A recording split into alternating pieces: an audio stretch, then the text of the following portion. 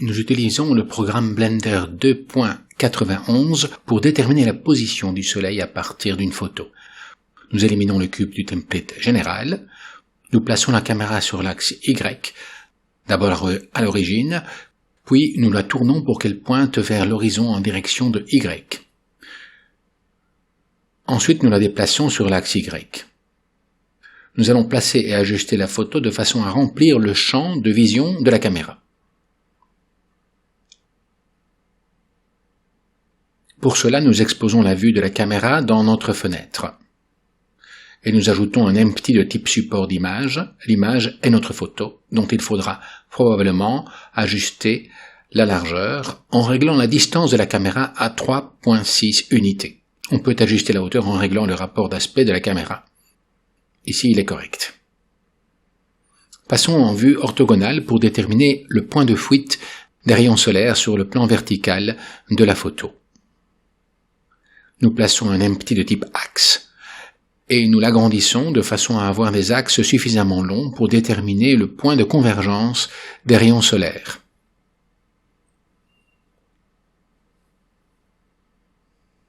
Ensuite, nous le déplaçons pour l'ajuster à l'ombre portée d'un rayon solaire sur la photo. Choisissons un point ensoleillé dont l'ombre est facile à déterminer sur une surface comme le sol par exemple. Passons en mode local pour faciliter les rotations et les déplacements. Pour plus de précision, on choisit au moins 2 ombres éloignées l'une de l'autre. L'intersection des droites détermine le point de fuite recherché. Mais pour avoir une bonne précision, il faut bien ajuster les projections des rayons lumineux.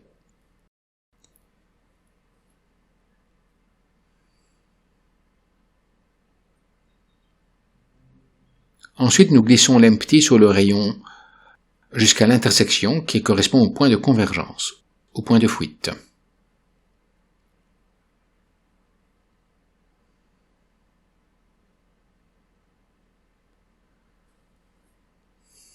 Après avoir bien ajusté les rayons et leur intersection, on tourne l'empty pour que ces axes soient parallèles au système de coordonnées de la caméra. Ce point de fuite est appelé VP, Vanishing Point. Nous employons une technique similaire pour trouver la ligne d'horizon, mais au lieu des ombres, nous cherchons la fouillante des lignes horizontales parallèles. Nous prenons les rails parallèles de la photo et ajustons un axe sur chaque projection en perspective, au moins sur 2 droites horizontales parallèles, pour obtenir à leur intersection la fouillante à l'infini de la direction des rails. Ici aussi, il convient d'ajuster finement les axes pour avoir une bonne précision. Après avoir fixé l'origine de l'empty, on ajuste finement la rotation en appuyant sur R et en utilisant la souris plus loin sur l'axe.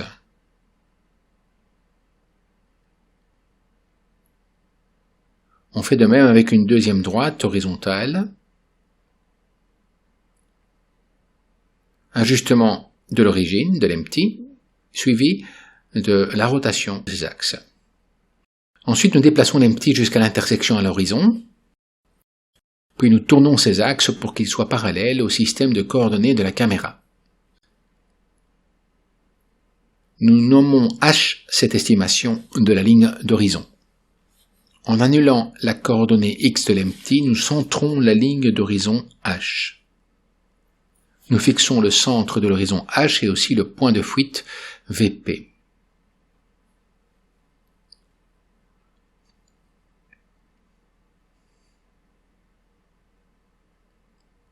Après cela, nous prenons l'empty intermédiaire et nous le nommons Probe. Il servira à tester les lignes verticales plus tard. Ces lignes convergent faiblement vers un point de fuite loin vers le bas dans la photo, ce qui indique une vue de la caméra légèrement plongeante avec un faible angle d'inclinaison.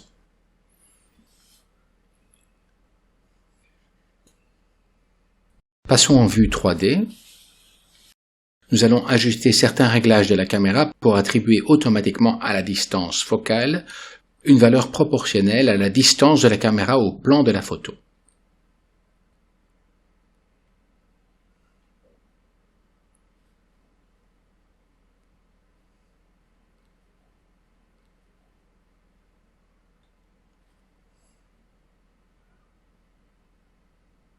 Ainsi, comme la distance de la caméra varie en même temps que sa distance focale, la photo va garder la même dimension, que l'on soit en téléobjectif ou en grand angle de vue.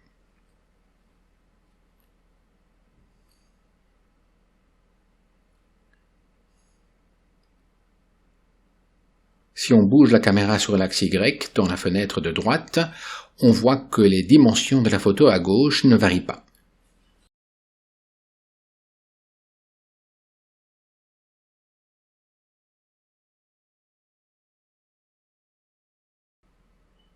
Nous allons maintenant ajouter une grille de coordonnées sphériques sur la vue de la caméra. Nous ajoutons ainsi une sphère. Pour obtenir des sauts de 10 degrés pour la grille, nous fixons 36 segments pour faire 360 degrés et 18 anneaux pour aller de moins 90 à plus 90 et un rayon de 0,5 unités. Nous modifions la sphère en grille sphérique, wireframe, et nous affinons l'épaisseur de la grille à 2 millièmes d'unité. Nous ajoutons une contrainte pour centrer cette grille sphérique sur la caméra. La grille se superpose à la photo par intervalle de 10 degrés et permet de voir les coordonnées sphériques de tout élément, par exemple du point de fuite VP. Elle apparaît comme un head-up display et nous lui donnons une couleur cyan émissive typique d'un HUD.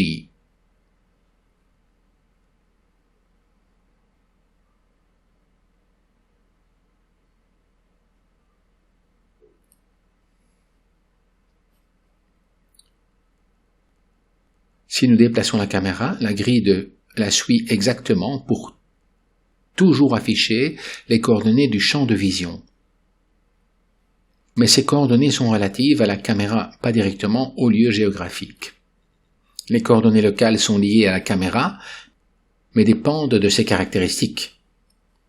La rotation, l'inclinaison, l'angle de vue, la distance focale. Nous positionnons horizontalement la caméra. En pointant le centre de l'horizon, elle change la perspective de la photo. Les coordonnées sphériques de la caméra sont maintenant directement liées aux coordonnées horizontales.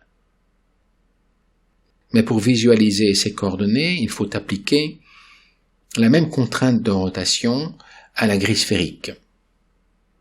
On pointe la grille vers H selon l'axe Y négatif avec son axe Z vers le haut. Cela donne une vue correcte des coordonnées horizontales du lieu. Il faut bloquer la direction horizontale de la caméra lorsque nous la bougeons.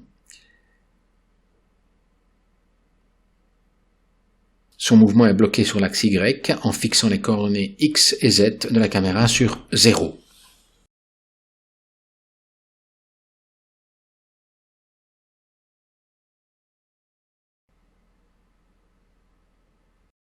On remarque aussi qu'à une certaine position de la caméra, la perspective des lignes verticales de la scène photographique s'approche de la verticale indiquée par l'axe des ordonnées de la grille. L'axe des abscisses donne l'azimut horizontal et la projection du point de fuite VP est juste opposée au Soleil. Elle correspond à la position de l'ombre de la caméra sur le plan photographique. La distance focale qui ajuste les lignes verticales permet d'estimer l'élévation du Soleil. On obtient environ moins 30 degrés pour VP et donc près de 30 degrés pour le Soleil. Le résultat est escompté pour cette photo. Un ajustement fin des verticales peut se faire grâce à l'Empty Probe.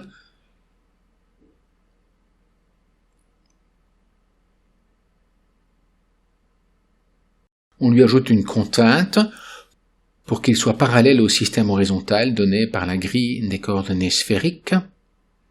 L'axe Z du probe sera alors vertical et sert de test de verticalité.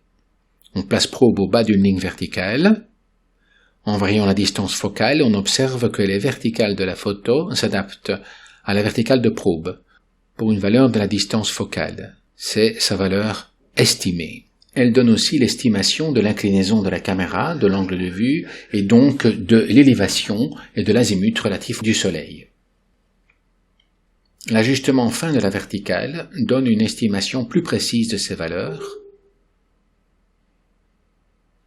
Une distance de 1,995 unités correspond à une distance focale de 19,95 mm, très proche de 20 mm escomptés.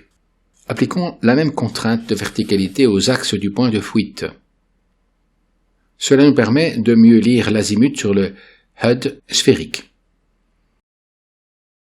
L'estimation de la distance focale peut se faire par calcul. Pour cela, il suffit de charger un petit script écrit en Python.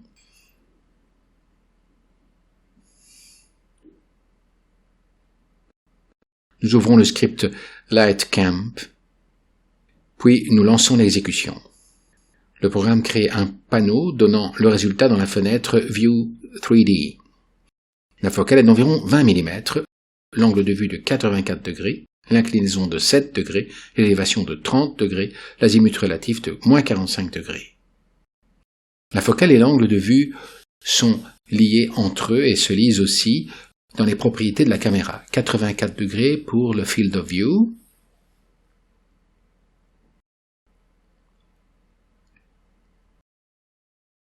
nous changeons la couleur de fond pour une vue plus contrastée des éléments. Nous ajoutons des labels pour la caméra, V, P, H, etc.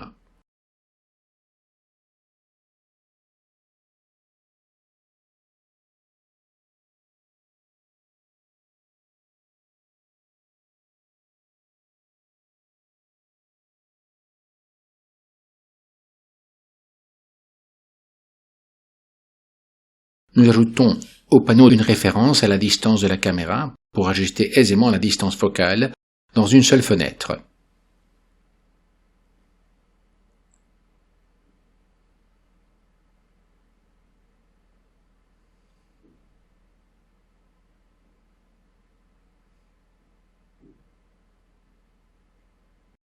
En réglant la position de la caméra, nous verrons alors comment varient les résultats numériques. Nous exécutons le script et nous observons la présence du champ de réglage dans notre panneau.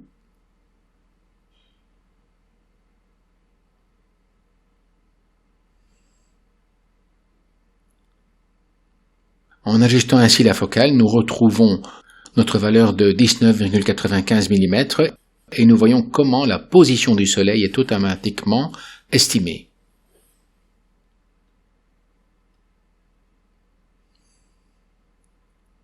La direction du Soleil est donnée par le vecteur qui va de VP à la caméra.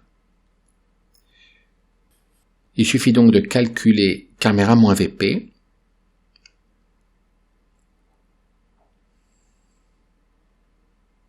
Nous plaçons un vecteur en VP avec comme contrainte de pointer vers la caméra.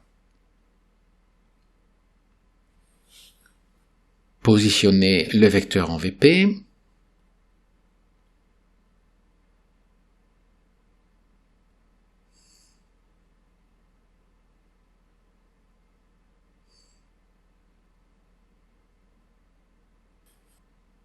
Et puis le tourner vers la caméra en ajoutant une contrainte de direction.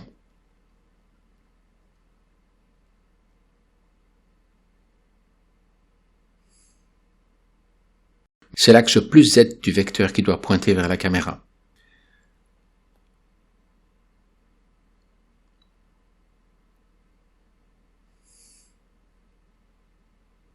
Ce vecteur peut être agrandi pour montrer comment il se dirige vers la caméra et puis vers le Soleil.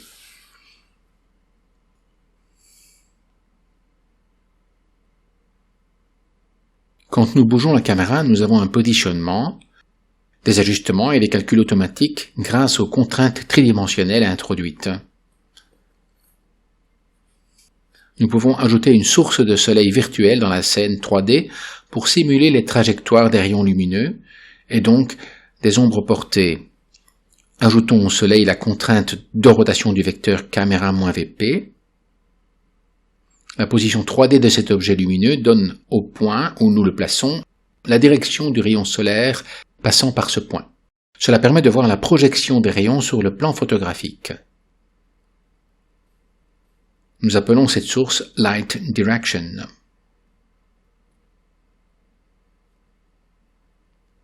La sélection correspond à un rayon du soleil que nous pouvons déplacer comme point de passage du rayon pour voir où il se dirige. Les rayons sont parallèles, mais sur la projection en perspective photographique, ils convergent vers le point de fuite à l'infini VP.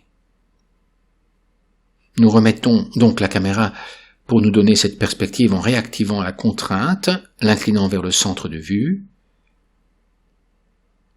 Elle revient à la position perpendiculaire à la photo. Nous activons le déplacement de la sélection pour vérifier la portée des ombres. De la boule de gauche par exemple, et pour voir si notre estimation du point de fuite VP est correcte et précise. Autre vérification pour la boule de droite.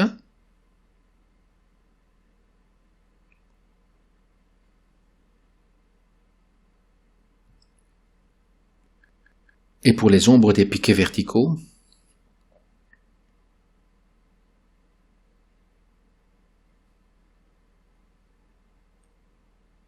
On voit que tous ces rayons convergent vers le point de fuite VP.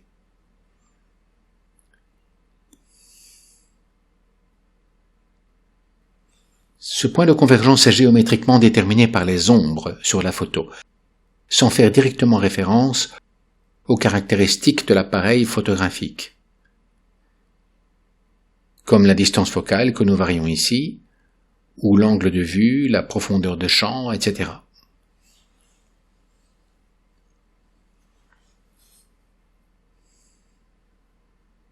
C'est simplement dépendant de la photo.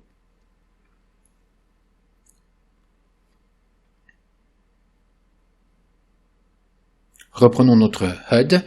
Nous pouvons lire les coordonnées solaires opposées à VP, environ 36 degrés d'élévation et 66 degrés d'azimut relatif. Pour faciliter la lecture, nous allons chiffrer les axes de coordonnées. On ajoute une sphère qui portera une texture semi-transparente, indiquant la référence angulaire des coordonnées. Son rayon sera 0,49, légèrement plus petit que la grille sphérique. Nous ajoutons la texture à cette sphère, une image en coordonnées sphériques. Nous utilisons un matériau dont la couleur est un shader transparent associé à l'image du fichier. Cette texture sera vue par la caméra à l'intérieur de la sphère et donc nous fournissons une texture en miroir. La vue shading permet d'ajuster aisément la couleur de transparence. Nous ajoutons un shader mix, un contrôle chromatique hue,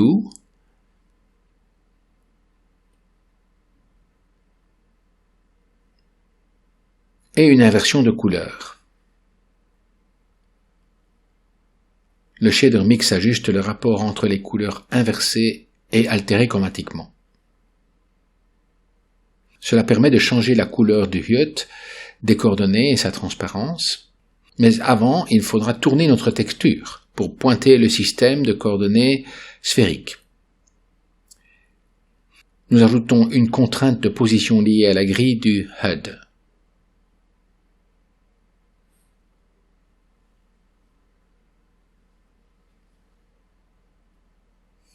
Ajoutons ensuite une contrainte de direction pour pointer la sphère vers le centre de ligne d'horizon, selon son axe X, tout en maintenant son axe Z vers le haut.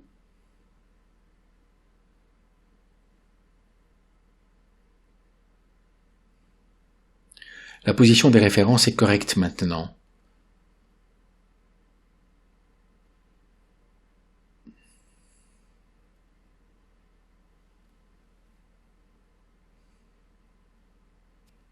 Pour activer la texture transparente de notre matériel, il faut prendre Blend Mode Alpha Clip et ajuster son niveau.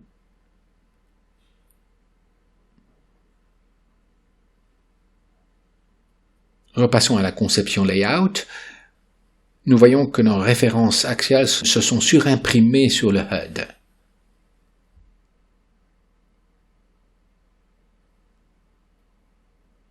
On peut aussi ajuster le contraste de transparence avec le shader mix.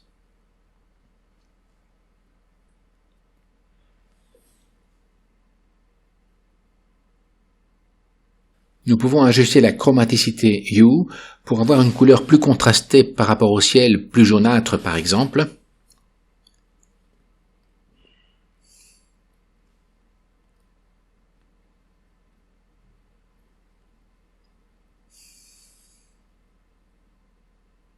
Réactivons la grille des coordonnées sphériques et le mode de vue de caméra. Nous lisons les coordonnées et les paramètres de la caméra. L'élévation de 36 degrés comme on le lit aussi sur le HUD. Un azimut de 66 degrés environ, également visible sur le HUD. La variation de la distance focale montre l'accord parfait entre les calculs et la représentation du HUD. Par exemple, pour une focale de 31,8 mm, nous avons une élévation de 22,7 degrés et un azimut de 30,7 degrés. Pour une élévation de 20 degrés, il faut une focale de 37,7 mm.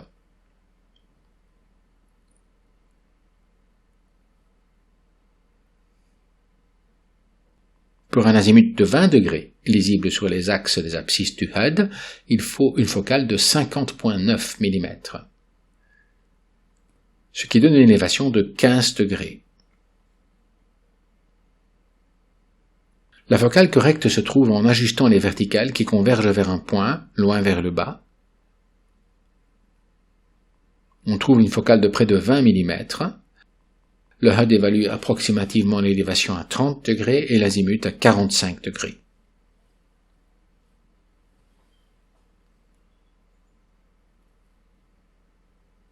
Nous allons rassembler les deux sphères dans une collection, de façon à pouvoir activer ou désactiver simultanément le HUD.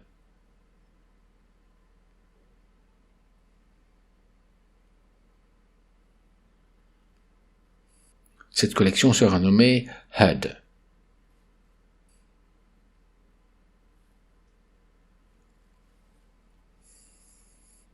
Nous sélectionnons les deux sphères du HUD pour les glisser dans la collection. On rassemble ainsi la grille et les coordonnées chiffrées.